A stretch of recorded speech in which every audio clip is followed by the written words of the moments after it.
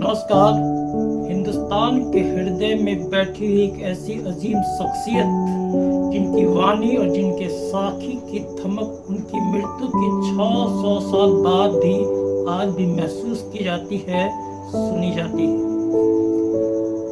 The great thinkers के इस नए एपिसोड में आप सभी दर्शकों का स्वागत है। मैं हूं सर्वेश सपन और बात कर रहा हूं कबीर दास जी की। खेत में फेंके हुए एक नवजात बच्चे को दैव योग से एक निसंतान जुहलाहे दंपत्ति ने अपनाया, पाल पोस कर बड़ा किया, जिसे दुनिया कबीर दास के नाम से जानती है। यूं तो कबीर दास का अपना कोई स्वतंत्र दार्शनिक विचार नहीं है, लेकिन वो अपने जमाने के एक महान समाज सुधारक जरूर थे। अपने जमाने के समाज में फैली हुई कुरीतियां, धार्मिक अंधविश्वास और पाखंड पर उन्होंने गहरा प्रहार किया। हिंदू और मुसलमान दोनों में समान रूप से लोकप्रिय कबीर दास जी की बातों को, उनकी बोलियों को उनके शिष्यों ने दोहों के रूप में संग्रहित किया, जिसे साखी कहते हैं।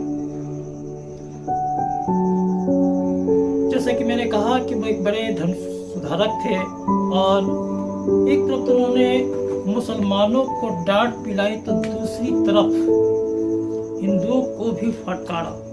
अपने एक साखी के माध्यम से वो कहते हैं, काकर पाथर जोड़ी के मस्जिद लई चुनार, ताम चढ़ी मुल्ला बागदे क्या बहरा हुआ खुदाए।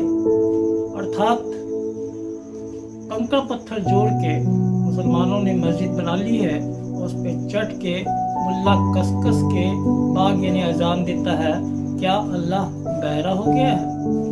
तो दूसरी तरफ वो हिंदुओं को फटकारते हुए कहते हैं,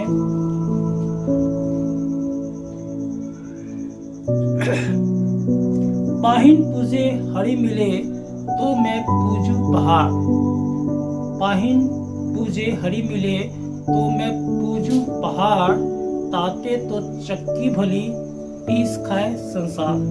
अर्थात अगर पत्थर को पूजने से ईश्वर की प्राप्ति होती है तो हमें पहाड़ पूजना चाहिए। उससे तो बहुत ही अच्छा है पत्थर की बनी हुई चक्की जिसमें अनाज पीसकर संसार अपनी भूख मिटाता है।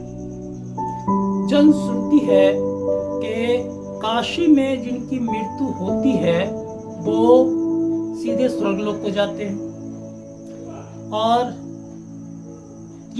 जिनकी मृत्यु मगहर में होती है वो सीधा नरक लोक को जाता है। काशी निवासी कबीर दास मरने के समय काशी छोड़कर मगहर जाकर बस गए थे और वहीं उन्होंने अपने शरीर का त्याग कर दिया। और इस तरह से इस दुनिया से जाते जाते उन्होंने धार्मिक अंधविश्वास पर एक गहरा चोट किया। आज के लिए बस इतना ही।